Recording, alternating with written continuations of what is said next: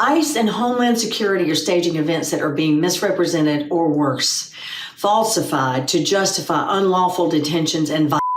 Obviously, you're seeing these unbelievable videos coming out of Portland and Chicago. You have a member of the clergy being in the head with a plastic bullet, it appears. You've got tear gas being dispensed into neighborhoods. It's absolutely out of control. Ministers, veterans, parents, even their children, zip-tied, with plastic bullets, dragged from their homes without warrants. That's not law enforcement. That's lawless enforcement.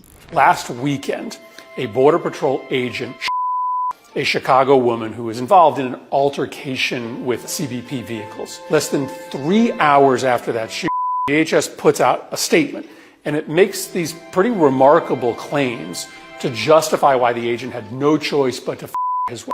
But it turns out that many of those claims were either misleading or just plainly untrue. DHS, for instance, says that leading up to the shooting, federal agents were, quote, rammed by vehicles and boxed in by 10 cars. They put a specific number on it, 10 cars. That sounds really serious. But then they file the actual criminal complaint. And what the criminal complaint says is different. 2 cars. Okay? The image in your mind of 10 cars circling a DHS vehicle, very different than 2 cars. DHS also said in that statement that the woman was, quote, armed with a semi-automatic weapon.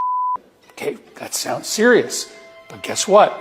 In the criminal complaint filed by the U.S. Attorney, no mention of her threatening agents with a gun. In fact, the criminal complaint doesn't mention a gun at all. And third, DHS alleged that the Chicago police left the scene, refused to help federal law enforcement officers secure the area. That's just a bold-faced lie. We know that because there are photos of Chicago police officers at the scene following the shooting. Not only that, there's a video of Chicago officers wiping their eyes after they were tear-gassed by federal agents. So the DHS statement, which they rush out 3 hours after the to try to justify what happened, is just filled with misleading and false claims. And it's really disturbing because it's becoming their standard practice.